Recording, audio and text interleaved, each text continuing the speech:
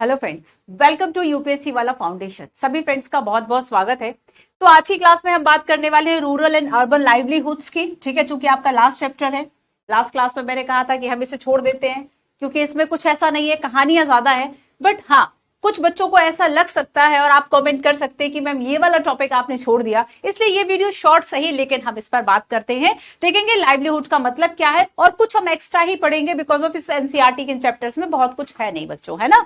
सो यहाँ पर मैं आपसे कुछ एक्स्ट्रा बातें करूंगी जो कि इस टॉपिक से जुड़ती है और यूपीएससी से जुड़ती है। सो चलिए स्टार्ट करते हैं। ठीक है, अच्छा, कुछ स्टूडेंट का कंसर्न है कि मैम बहुत डीप पढ़ाई है, बहुत डीप पढ़ाई। अरे भाई, डीप हम आगे चलेंगे, अभी डीप कैसे पढ़ सकते हैं। अभी अगर फॉर एग्जाम्पल मैं आपको लाइवलीहुड पढ़ा रही हूं, मैं पूरी देश की अर्थव्यवस्था से इसको अभी नहीं जोड़ सकती, है ना। सारी जो भी पॉलिसीज उससे मैं इसको नहीं जोड़ सकती। क्यों? क्योंकि अभी हमारी बेसिक क्लासेस है, तो शुरुआत में बहुत डीप में नहीं जाएंगे। लास्ट हमने बात की पंचायती राज की, लास्ट हमने बात की लोकल सेल्फ गवर्नेंस की, रूरल एंड अर्बन एडमिनिस्ट्रेशन की। बट उसमें हम वही जानेंगे ना कि क्लास 6 के लेवल से आप जब शुरुआत कर रहे हैं फ्रेंड्स, तो आपको बेसिक जो है वह क्लियर हो जाए। आगे अगर आपकी बेस मजबूत है, फिर कितने भी मंजिला उस पर भवन बनाया जा सकता है। तो यहां पर शुरुआत में हम छोटे छोटे स्टेप रख रहे हैं, आगे हम सारी चीजों को समझेंगे विस्तार से। ठीक है, आगे इतने बड़े चैप्टर से क्या आप कहेंगे कि मैम वीडियो जो है वो छोटा हो गया, आपने कुछ कॉन्सेप्ट को छोड़ दिया। हर तरह का बच्चा हो सकता है, हर तरह का स्टूडेंट हो सकता है। कुछ स्टूडेंट ऐसा भी है जिसने बेसिक पढ़ रखा है, उसको लगता है कि मैम ने बहुत बेस बनाया। बच्चों डेप्थ में हम जाएंगे, लेकिन कब? जब हम आगे के और टॉपिक्स को करेंगे, आगे टॉपिक्स में और विस्तार से हम पढ़ेंगे, देन डेफिनेटली हम उसको करेंगे। ठीक है, तो यहां पर देखो कि डाइवर्सिटी हमारा हो गया, गवर्नमेंट आपका हो गया, लोकल गवर्नमेंट हो गया। आज लाइवलीहुड की छोटी सी चर्चा, और कल आपसे मैं मिलने वाली हूं लाइव क्लास में, लाइव वीडियो, जिसमें कि हम बात करेंगे क्लास 6 में जो हमने पढ़ा, जो भी टॉपिक्स हमने पढ़े, जो भी टर्म्स हमने पढ़े, उसके क्या आपके डाउट्स है वो डाउट सॉल्व होंगे। जिन बच्चों ने अच्छे आंसर्स लिखे होंगे मैं उनके आंसर्स भी दिखाऊंगी। ठीक है, चलो हम शुरू करते हैं लाइवलीहुड। लास्ट क्लास है आपका। चलो अब देखो, rural and urban livelihood.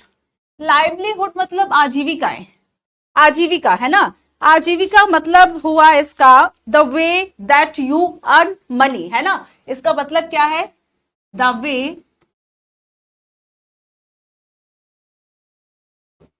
That you earn money, that you earn money. आप जिससे धन अर्जित करें, अपना जीवन यापन करें। ठीक है, आप जिससे, ऐसी आजीविका मतलब आप अपने जीने के लिए क्या कर रहे हैं, आप धन अर्जित करें। ठीक है, आप पैसा कमाएं। तो यहां पर ये कमाने का एक तरीका क्या हो सकता है? सो ये दोनों डिफरेंट हो सकता है। जब हम एक रूरल एरिया की बात करेंगे तो यहां पर आजीविका का साधन दूसरा होगा। जब हम एक अर्बन की बात करेंगे तो जो अर्बन है, यहां का साधन और यहां के तरीके दूसरे होंगे, है ना। फॉर एग्जाम्पल, अगर मैं आपसे कहूं कि हम गांव की बात करते हैं, ठीक है, तो ग्रामीण क्षेत्र में ज्यादातर जो अर्निंग है वह लोग कैसे करेंगे, इनकम जो है वह कैसे करेंगे लोग। सो यहां पर हम देखेंगे कि यहां करेंगे क्या, एग्रीकल्चर, कृषि प्रधान होगा यहां पर, एग्रीकल्चर कर रहे हैं। अब यहाँ पे बड़े बड़े इंडस्ट्रीज नहीं होंगे, यहाँ पर क्या हो रहा है, एग्रीकल्चर हो रहा है, यहाँ पर कृषि हो रही है। ठीक है, कृषि हो रही है, फार्मिंग हो रही है, ये सारी चीजें बेसिकली यहां पर होंगी। सो एग्रीकल्चर मतलब हम कह दें keeping animals and growing crops for food. Agriculture that means, अगर हमें एक लाइन में बताना हो एग्रीकल्चर का मतलब, तो आप क्या लिखेंगे, कीपिंग एनिमल्स। अब देखो, इससे एक यूपीएससी का क्वेश्चन हम सॉल्व करने वाले हैं, केवल इतनी ही इंफॉर्मेशन से। ठीक है, कीपिंग एनिमल्स। अच्छा ये बताओ, जब हम कृषि की बात करते हैं तो आपके दिमाग में केवल फसलें आती हैं, है ना। कृषि का मतलब केवल फसलें, केवल क्रॉप्स, ऐसा नहीं है। ठीक है, अगर हम एनिमल हस्बेंड या इन सब की बात करेंगे तो बच्चों एनिमल को पालना, कीपिंग एनिमल, ये भी इसमें आएगा। ठीक है, keeping animal and growing crop for food, and growing crops for foods. ठीक है, अब देखो यहाँ पे यूपीएससी का क्वेश्चन मैं आपको कैसे कराऊंगी। तो पहले मैं एक दो स्टार लगा दूं, तभी आपके दिमाग की बत्ती जलती है कि चलो यहाँ से क्वेश्चन पूछा है यूपीएससी ने, तो अब हम इसे सीरियसली पढ़ लेंगे। यूपीएससी ने क्वेश्चन पूछा, मिक्स्ड एग्रीकल्चर क्या है। यूपीएससी ने क्वेश्चन पूछा था कि अगर हम मिक्स्ड एग्रीकल्चर की बात करें, मिश्रित खेती, क्या टर्म पूछा था, मिश्रित खेती। मिश्रित खेती का मतलब आखिर क्या है, तो इसका मतलब क्या है, एक तो आप जो पशु है वो भी पालन कर रहे हैं, ठीक है, और जो फसल है यह भी लगा रहे हैं। तो यहाँ पर इन दोनों को मिला के जो तरीका आपने अपनाया उसे ही हमने क्या कहा, मिक्स्ड एक तरह से फार्मिंग कहा। तो लाइव स्टॉक्स है और लाइव स्टॉक्स के अलावा, पशुधन के अलावा आपके पास फसलें हैं, ठीक है। तो यहां पर ये क्या हो गया, ये हम देखेंगे कि ये एक तरह से बेसिकली गांव का काम हुआ। आओ थोड़ी सी बात हम शहर की कर ले। ऐसा नहीं, गांव में इसके अलावा और भी क्रियाएं हो सकती हैं, आप आजीविका के लिए अपने और भी तरीके अपना सकते हैं। लेकिन फिलहाल अगर हम कहें कि सबसे ज्यादा जो तरीका अपनाया है, income that give the money, और यहां पर हम देखेंगे कि लोगों के द्वारा जो एग्रीकल्चर है उसको ज्यादा अपनाया। आजीविका जरूरी क्यों है? अच्छा ये बताओ कि अगर आपको फूड सिक्योरिटी चाहिए, आजीविका का इंपॉर्टेंस क्या है? अगर हम ये कहें, है ना, कि जो आजीविका है ये क्यों इंपॉर्टेंट है, इसकी इंपॉर्टेंस क्या है? फूड सिक्योरिटी, अपनी वल्नरेबिलिटी को कम करना, अपने लिए भोजन की व्यवस्था कैसे करोगे, नहीं कमाओगे तो, है ना। सेकंड हम कह सकते हैं कि सोशल में एक तरह से जो आपकी सुभेद्यता हो सकती है चीजों को लेकर, आपके पैसा नहीं है तो आपको बीमारी परेशान कर सकती है, आपको एजुकेशन परेशान कर सकती है, मतलब छोटी छोटी सी आपकी जरूरतें आपको परेशान कर सकती है अगर आपके पास पैसा नहीं है तो यहां पर हम कह सकते हैं कि आपकी एक तरह से जो सुभेद्यता है, ठीक है, एक जो आपकी वल्नरेबिलिटी है उसको कम करेगा, इसको रिड्यूस करने का जो काम है वह आजीविका करता है। तो ये इसका इंपॉर्टेंस है। हाँ, तरीका अलग अलग है, ग्रामीण क्षेत्रों में अलग है, शहरी क्षेत्रों में अलग है। अब देखो, अगर यहाँ पर हम शहरी क्षेत्रों की बात करें, ध्यान से सुनना, तो शहरी क्षेत्रों में क्या यहाँ पर आप कृषि ज्यादा देखेंगे या फिर और भी तरीके यहाँ अपनाए जाते हैं? तो हम देखेंगे कि यहाँ पर जो एक तरह से स्ट्रीट वेंडर्स है वह ज्यादा है, ठीक है, स्ट्रीट वर्कर्स ज्यादा है। यहाँ पर तरीके दूसरे हो सकते हैं कि अगर हम यहाँ पर स्ट्रीट वर्कर कहें ये ज्यादा है, ठीक है, इंडस्ट्री में काम करने, इंडस्ट्री है इसलिए यहाँ पर आपको इंडस्ट्री में काम करने वाले जो वर्कर्स हैं इनकी संख्या ज्यादा मिल जाएगी। तो यहाँ पर लोग अपनी जो आजीविकाएं चला रहे हैं उसके साधन अलग अलग माने जाएंगे, अलग अलग होंगे। सेल्फ एम्प्लॉयमेंट भी है, बिजनेस वर्कर भी है, फैक्ट्री वर्कर भी है, ठीक है, सेल्फ एम्प्लॉयमेंट भी यहाँ पर लिख लो। तो यहाँ पर ये सारे जो काम होंगे,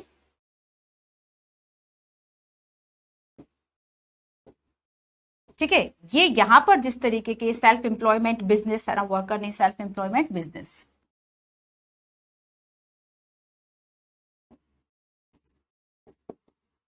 सेल्फ एम्प्लॉयमेंट बिजनेस, ठीक है। तो हमने गांव में अलग तरीके के चीजों को समझा, शहर में अलग तरीके की चीजों को समझा, ठीक है। अब देखो बहुत ज्यादा तो कुछ नहीं है, हाँ हम कुछ शॉर्ट पॉइंट्स पर जरूर चर्चा कर सकते हैं। फॉर एग्जांपल जैसे कि हम कहें source of livelihood, so farming and collection of, जैसे कि हम महुआ की बात करें कि यहाँ पर आपको जो ट्रीज के जो प्रोडक्ट हैं, जो वन फॉरेस्ट जो प्रोडक्ट हैं वो आप इकट्ठा करके बेच सकते हैं, तो ये भी गांव के लिए एक लाइवलीहुड हो सकता है, ठीक है। तेंदू लीव्स की बात करें, शहद की बात करें, honey from the forest and important source of livelihood, तो ये एक तरह से लाइवलीहुड आप अपना सकते हैं ग्रामीण क्षेत्रों के लिए। नाउ नेक्स्ट हम बात करें रूरल लाइवलीहुड की, तो हमने देख लिया कि यहाँ पर किस तरीके से फार्मिंग, नॉन फार्मिंग जो टेक्निक्स है, जो एक्टिविटीज है, यह अपनाई जा सकती है।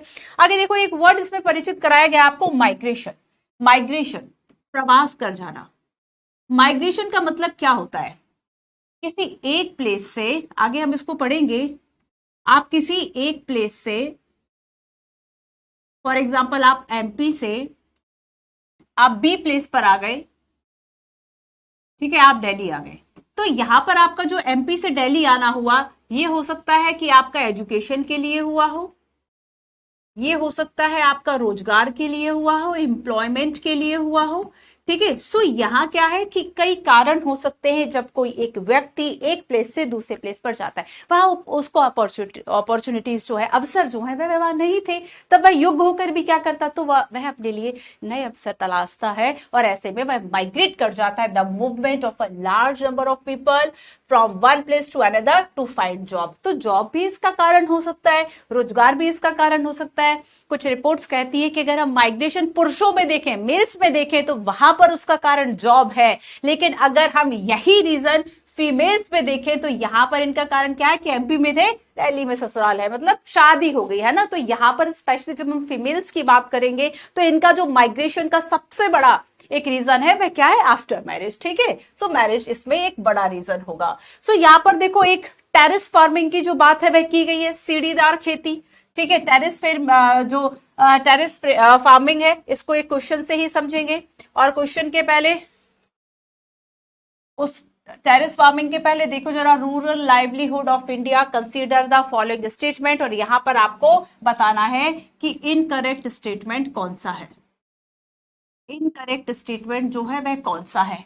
ऑप्शन ए कहता है there are basically 3 types of people who depend on farming are big land owners, small and landless. ठीक है, तो मूल रूप से 3 प्रकार के लोग हो सकते हैं, बिल्कुल सही बात है। एक तो जमींदार हो सकते हैं, एक छोटे जमींदार, एक तो ऐसे जमींदार जिनको एकदम माई बाप बने हुए हैं, गांव में पूरी जमीन आधे से ज्यादा उनके पास है, जमींदार हो गए। कुछ छोटे हो सकते हैं और कुछ जो है जिन भूमिहीन किसान है, जो दूसरे की एक तरह से खेती पे जाके उसके खेत पर जाकर काम कर रहे हैं। ठीक है, तो यहाँ पर ये भी 3 तरीके के हो सकते हैं डेफिनेटली। सो फर्स्ट जो है एग्जैक्टली राइट। नेक्स्ट, हमारे देश में सभी ग्रामीण परिवारों में से लगभग 4/5 जो हिस्सा है खेती हर मजदूर है जिसके पास जमीन के छोटे भूखंड है, वो भूमिहीन है।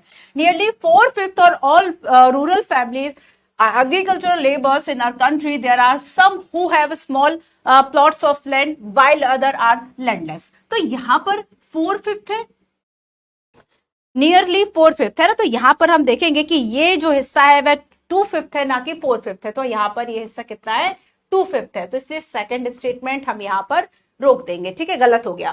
थर्ड स्टेटमेंट देखते हैं, above are all landless farmers are the poorest people as they get earning during the season. After the harvesting season they have to search from the other work which they are paid very less. ठीक है, अगर हम देखें ऐसे किसान जिनके पास भूमि नहीं होती है, वह अपने उस फसल के बाद, फसल कटने के बाद कहीं और भी जाते हैं काम करने के लिए, ताकि उस समय में जब फसल कटाई नहीं हो रही है तब भी उन्हें काम मिल सके, पैसा मिल सके। बिल्कुल सही बात है। Not being able to earn money throughout the year forces people in many rural area to travel long distance in search of work. The travel or migration take place during particular season. साल भर पैसा नहीं कमा पाते, तो ऐसे में ग्रामीण क्षेत्रों में लोग काम की तलाश में दूसरी जगह चले जाते हैं। हाँ, ये बात भी बिल्कुल सही है। तो यहाँ पर हमने जाना कि 3 प्रकार के जो है वह एक तरह से किसान हो सकते हैं, 3 प्रकार के लोग हो सकते हैं। दूसरा हमने बात की कितने लोग ऐसे हैं जिनके पास भूमि नहीं है। तीसरा हमने देखा कि फसल कटाई के दौरान लोग अन्य कार्यों की तलाश करते हैं, और चौथे में लिखा है माइग्रेशन, है ना। चलिए नेक्स्ट क्वेश्चन। अब हम आ गए सीढ़ीदार खेती, है ना। टेरेस फार्मिंग जो है वह क्या है, 4 ऑप्शन से आपको बताना है इसमें इनकरेक्ट कौन सा है। Terrace farming is the practice of cutting flat area out of hilly और mountainous landscape in order to grow crops. फसल उगाने के लिए, जैसे अगर हम माउंटेन्स की बात करें तो अगर हिली एरिया है तो वहां के बराबर के जो प्लेसेस है ना, आपने इस तरह से सीढ़ीदार खेती देखी होगी कि बराबर के जो पॉइंट्स है ना उनको इस तरीके से मिला लिया जाता है। फॉर एग्जाम्पल मान लीजिए ऐसा पहाड़ है, तो ये चारों तरफ यहाँ पर इस एरिया पे एक जैसी सीढ़ी बना दी, थोड़ा सा ऊंचाई पे अलग बनाया, है ना। तो इस तरीके से अलग अलग सीढ़ियां बना दी, तो ये सीढ़ीदार खेती हो गई। सो ये फर्स्ट जो है वह बिल्कुल सही है कि टेरेस फार्मिंग जो है फसल उगाने के लिए पहाड़ी या परिदृश्य को समतल एक तरह से काटने की प्रथा है। ज्यादातर हम देखेंगे कि जैसे नागालैंड में इसको सीढ़ीदार खेती कहा जाता है, और वहां पर जो समुदाय है इसको करता है। नेक्स्ट है, भारत में मुख्य रूप से हिमाचल, उत्तराखंड पहाड़ी क्षेत्रों में होगा, उत्तर पूर्व के राज्यों में और यहाँ पर आंध्र प्रदेश जैसे दक्षिण क्षेत्र में भी प्रचलित है। In India it is practice in hilly area mainly like Himachal, Uttarakhand, north east and south Andhra. Okay, so आगे हम देखेंगे, हालांकि though labor intensive the method has been employed effectively to maximize arable land area in variable terrains and to reduce soil erosion and water loss.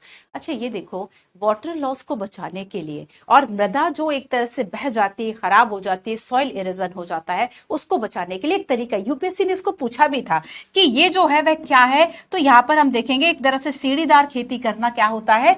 सीढ़ीदार खेती करने की जब हम बात करेंगे तो यहाँ पर एक तरीके से क्या करता है, मिट्टी के कटाव को रोकता है ना। सो डेफिनेटली यहाँ पर हम देखेंगे ये भी सही है। लेकिन यहाँ पर आप देखोगे, आप खुद सोचो कि एक आपको इस तरह से पहाड़ों पर कृषि करनी और दूसरा समतली मैदान पर कृषि करनी है, आप किस एक एरिया में मशीन का यूज कर पाएंगे। तो मशीन का यूज ऐसे सीढ़ियों करोगे, पता चला मशीन ही नीचे गिर के टूट गई, कैसे आप उसका यूज कर पाओगे। तो यहां पर देखो कि आप एक समतल एरिया में मशीनीकरण और बाकी सारी चीजें काफी अच्छे से कर सकते हैं, बट इस तरह के हिली माउंटेनियस एरिया में नहीं कर सकते। तो यहां पर फ्रेंड्स है ना, हम देखेंगे कि आप ठीक तरीके से इसको यूज, मतलब एक इफेक्टिवली आप उस जगह का यूज भी नहीं कर पाते हो। चौथा जो है इसमें गलत है कि मणिपुर का जो चाकीसांग समुदाय है वह टेरेस कल्टीवेशन जो है वह करता है। ठीक है, यहाँ पर ये गलत हो गया। चलिए next, why do you think the government can do help farmers when they get into डेब्ट? अगर किसान जो है वह कर्ज में डूब जाता है तो सरकार क्या कर सकती है, क्या तरीका अपना सकती है? सब्सिडी दे सकती है फर्टिलाइजर्स पर, पेस्टिसाइड्स पर, ठीक है, और उसको सब्सिडाइज कर सकती है, उसकी मूल्य कम कर सकती है। अच्छा, सब्सिडी का मतलब क्या होता है? सब्सिडी आप सोचेंगे अरे कोई टैक्स नहीं है, टैक्स से जस्ट अपोजिट है। ये देखो, आपको सिलेंडर मान लीजिए, अभी तो आज एक न्यूज आई थी जिसमें शायद 150 रुपए के आसपास, 150 के आसपास वह कम हो गया है ना, चलता भी 150 रुपया देगा। तो यहां पर देखो बच्चों, फॉर एग्जाम्पल मान लीजिए 1000 रुपए का आपका एलपीजी का गैस सिलेंडर है, ठीक है, तो यहां पर सरकार ने क्या किया कि इसको सब्सिडाइज कर दिया और कहा कि 200 रुपया जो है, 200 रुपए की सब्सिडी दी, मतलब अब आपको 800 में मिला। 200 रुपए की सब्सिडी दी मतलब 800 मिला, सरकार की तरफ से एक तरह से ये सहायता होती है। ठीक है, तो यहां पर ये सब्सिडी हो गया। तो क्या सब्सिडी दे दे फर्टिलाइजर्स पर, पेस्टिसाइड्स पर, high interest loan, the cultivation can be insure, और free farming school with technical assistance. आप बताइए इसका आंसर क्या हो सकता है? ठीक है, ऐसा कौन सा तरीका है जिससे वह अपना सकते हैं? क्या तरीका हो सकता है, बताइए जल्दी से। ये सारी चीजें आप जानते हैं, बस आपको अपना यूज करना है अपने उस जनरल नॉलेज का। नेक्स्ट क्वेश्चन देखते हैं, स्ट्रीट वेंडर्स। ठीक है, अब हम बात करते हैं, जब हम रूरल की हो गई, अब हम यहाँ पर अर्बन की बात करेंगे। ठीक है, अच्छा, जिस क्वेश्चन के आंसर मैं छोड़ देती हूँ, आपको बाकी क्वेश्चंस याद रहे ना रहे, वो क्वेश्चन जरूर याद रहता है। ऐसा जरूरी होता है, ऐसा जरूरी इसलिए होता है कि अगर मान लीजिए किसी ने नहीं बताया उस चीज को, तो खुद से भी तो जानोगे। कुछ परिश्रम तो आपको खुद भी करना चाहिए। अब सारी चीजें यहाँ पर हलवा पूड़ी की तरह आपको नहीं खिलाई जा सकती है ना।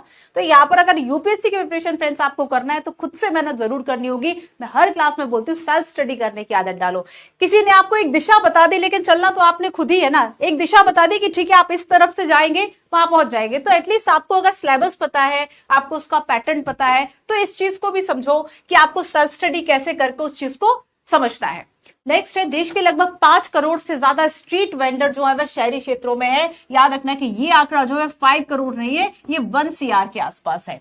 Street vending was still recently looked up only obstructions to traffic and peoples walking. हाल ही में स्ट्रीट वेंडिंग को केवल यातायात और चलने वाले लोगों के लिए बाधा के रूप में देखा जाता है। हालांकि कई संगठनों के प्रयास से इसे सामान्य लाभ और लोगों की आजीविका कमाने के अधिकार के रूप में मान्यता मिली। However with the effort of many organisation, it is now recognised as a general benefit and right of people to earn their livelihoods. तो यहाँ पर क्या सही होगा? फर्स्ट को अगर हम रॉन्ग कर पाते तो सेकंड और थर्ड जो है इसमें करेक्ट कोड होगा। अच्छा, आगे जब मैं एनसीईआरटी पढ़ाऊंगी तब हम देखेंगे कि समय समय पर जो सुप्रीम कोर्ट है ना, समय समय पर फ्रेंड्स सुप्रीम कोर्ट के द्वारा कुछ डिसीजंस ऐसे दिए जाते हैं और उसमें राइट टू लाइवलीहुड भी एक दिया गया है। ठीक है, अब देखो, ये आई थिंक आप देख लेंगे, मुंबई जो नगर निगम है उसका एक मसला था, है ना, वो मामला था राइट टू लाइवलीहुड। देखो इसमें राइट टू लाइवलीहुड, आजीविका का अधिकार, इसमें सुप्रीम कोर्ट ने कहा कि जो नगर निगम है, नगर निगम कहाँ होती है? बड़े शहरों में। नगर पालिका कहती है तो छोटे शहरों में। नगर निगम जो है, जो मुंबई नगर निगम है ना, वो क्या करे, ये इस तरह के जो स्ट्रीट वेंडर्स है उसको ना हटाए, क्योंकि यहाँ पर लोग रोजगार की तलाश में शहर आ जाते हैं, उनके पास रहने को जगह नहीं होती, तो तब वो क्या करेंगे, फुटपाथ पे ही नहीं रुक जाएंगे, है ना। तो यहाँ पर क्या है कि इन लोगों को अगर हटा दिया गया तो उनकी आजीविका छिन जाएगी, और अगर उनकी आजीविका छिन गई, इसको हम बहुत विस्तार से आगे पढ़ेंगे, है ना, घबराना मत। क्या आपको इंटरेस्ट आ जाता है? आप सभी को क्या होता है कि मैं कुछ चीजें बता देती हूँ थोड़ी थोड़ी, आपको इंटरेस्ट आ जाता है, आपको लगता है मैम ने पूरा नहीं बताया, अरे आगे पूरा बताएंगे ना। तो सुप्रीम कोर्ट ये कहता है कि आजीविका का जो अधिकार है वो अगर आपसे किसी ने छीन लिया, है ना, तो आप उससे जीवन का अधिकार छीन रहे हैं एक तरह से। क्यों? क्योंकि अब वो क्या हो गया, वल्नरेबल हो गया, बाकी सारी चीजों के प्रति उसको हर एक चीज सता सकती है, उसको भूख सता सकती है, उसको उसका रोजगार, बीमारी, बहुत सी तरीके की चीजें होती है, वो अपनी बेसिक चीजें कैसे पूरी करेगा। तो आजीविका का अधिकार छीन लेना आपका जीवन का अधिकार छीनने का बराबर। इसलिए article 21 right to life, right to life में सुप्रीम कोर्ट के द्वारा राइट टू लाइवलीहुड को भी शामिल किया था। ठीक है, और अब है लास्ट क्वेश्चन इस क्लास का। Consider the following statement. Permanent shop that are given a license to do business by the municipal corporation. Second है the municipal corporation also decide on which day and week market has remained closed. और third है इसमें बाजार में छोटे कार्यालय और दुकानें जो सेवाएं प्रदान करती है, बैंक, कुरियर और अन्य। Market also small office and shop that provide service such as bank and courier service and other. तो यहाँ पर ये सारी बातें इसमें सही हैं। ठीक है, चलो एक बार फिर से आओ हम इसकी तरफ चलते हैं, अपना इंडेक्स देखते हैं। फ्रेंड्स, आपको ये कॉन्फिडेंस आना चाहिए कि मैंने इसमें जो पढ़ा केवल एनसीईआरटी नहीं पढ़ी। पहली बात, हमने यहाँ पर मुझे लगता है 50 के आसपास से क्वेश्चन तो कर ही लिए होंगे। इतने क्वेश्चन, इतने हमने चैप्टर्स किए, 50 के आसपास हमने लगभग क्वेश्चन कर लिए, जिसमें हमने समझा है ना कि यूपीएससी की डिमांड क्या है। हमने डाइवर्सिटी को अच्छे से किया, हमने गवर्नमेंट को किया, हमने लोकल सेल्फ गवर्नमेंट को किया, लाइवलीहुड को किया। अब देखो, अब एक और आपके लिए इंपॉर्टेंट पॉइंट, अभी भी आप सभी के मन में है डाउट, है ना। मान लीजिए आपके मन में डाउट है, तो मैं आपके कमेंट्स देख लूंगी, प्लीज कमेंट कर देना इस वीडियो में। तो मैं आपके वो डाउट्स और प्लस इसके अलावा और भी जो आपके मन में डाउट हो तो कल लाइव क्लास में पूछ लेना। तो कल एक तरह से हमारा रिवीजन होगा। ठीक है, कल क्लास 6 का फुल रिवीजन होगा, प्लस आपका टेस्ट हो जाएगा। ज्यादा तो नहीं, कुछ ही सवाल रखूंगी नए, कुछ ही क्वेश्चंस, और इसके अलावा डाउट सेशन भी हो जाएगा। तो याद रखना कि ये जो आपके लिए सेशन है, ये आपको कल रिकॉर्डिंग नहीं, फर्स्ट क्लास यहां पर हम कल लाइव लेने वाले हैं। ठीक है, लाइव क्लास होगी, टाइम वगैरह सारी चीजें जब स्ट्रीम क्रिएट होगी देन आपको मिल जाएगा। सो अब हम मिलते हैं अपनी कल की क्लास में लाइव, ताकि आप सभी से एक इंटरेक्शन भी हमारा हो जाए। आपकी क्या प्रॉब्लम्स है, और भी स्टूडेंट क्या चाहता है, जो बेसिक का स्टूडेंट है वह किस तरह की वीडियोस चाहता है, आपको क्या प्रॉब्लम आ रही है इन वीडियोस में। सो आपकी सारी बातें समझने के लिए कल हम लाइव मिलते हैं दोस्तों। सो आज के लिए इतना ही। Thank you so much.